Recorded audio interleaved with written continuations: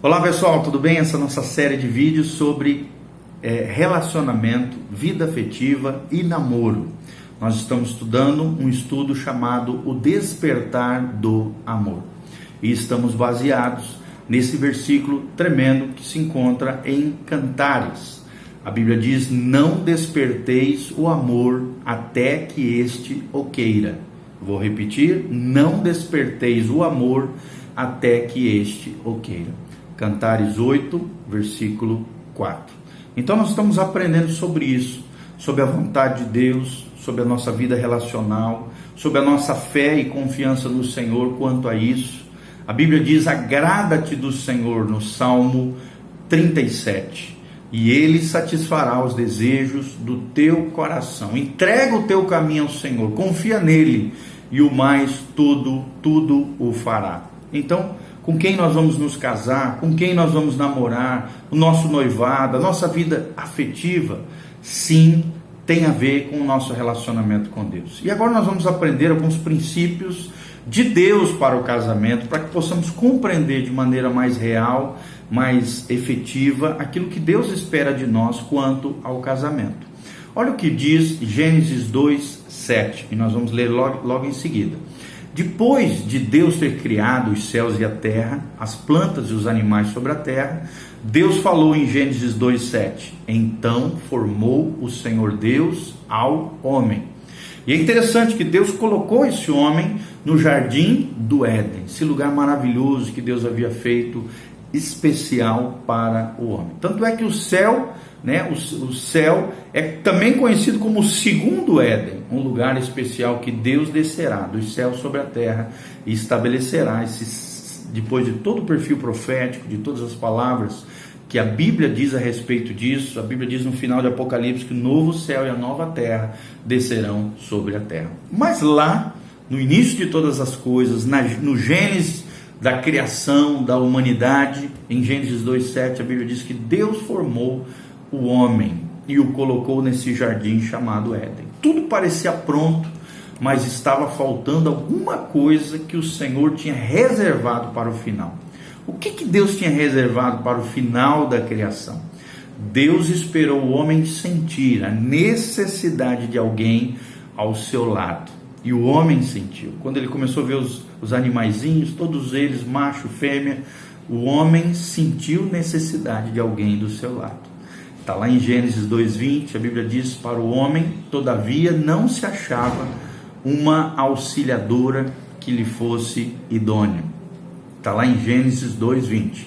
Então Deus criou a mulher, Gênesis 2:21 e 23, alguém com a mesma natureza, com as características próprias, mas também com a capacidade de se unir a ele, tornando-se os dois uma só carne. Está lá em Gênesis 2:24. Com a criação do homem e da mulher, Deus apontou claramente que o objetivo dele com o casamento é a unidade, dois se transformando em um. E esse ensino é repetido por Jesus quando os fariseus de sua época o questionaram sobre a unidade do casamento. E Jesus então lhes respondeu: não tendes lido o que o Criador desde o princípio os fez, homem e mulher, macho e fêmea, tornando-se os dois uma só carne, de modo que já não são mais dois. Portanto, o que Deus uniu, não o separe o homem. Mateus 19, de 4 a 6.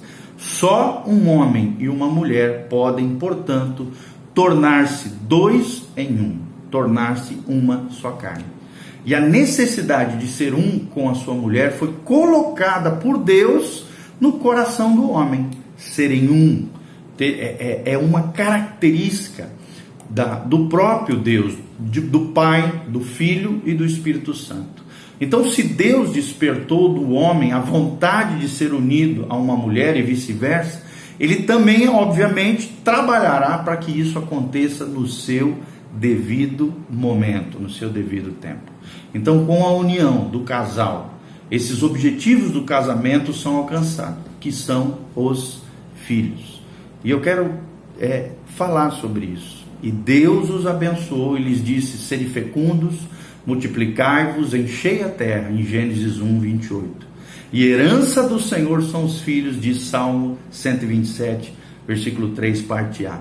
O prazer mútuo, também a Bíblia fala, promoverá a felicidade à mulher que o tomou, está lá em Deuteronômio 24, 5.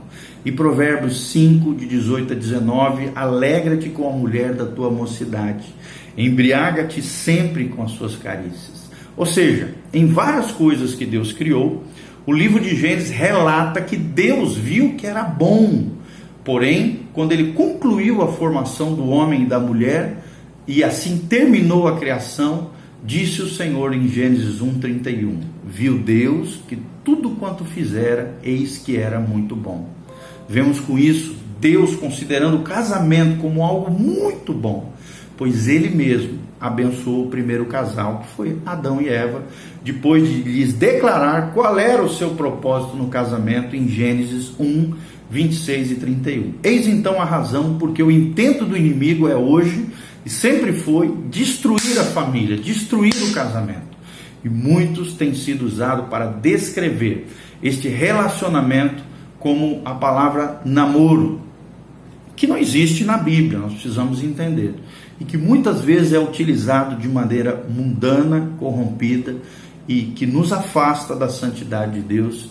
Por isso, na Bíblia, não sei porquê, mas não existe essa palavra, é uma palavra moderna, e nós precisamos entender um pouquinho sobre isso, e vamos compreender como é que é o namoro bíblico, como é que é o namoro realmente de Deus, à luz da palavra de Deus.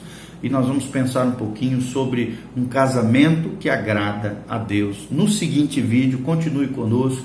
Nós estamos falando sobre a série, sobre o despertar do amor, falando sobre relacionamento, namoro e vida afetiva. Que Deus te abençoe, compartilhe conosco essa mensagem e aprenda mais sobre relacionamento, namoro e casamento e vida sentimental. Que Deus te abençoe em nome de Jesus. Amém e amém.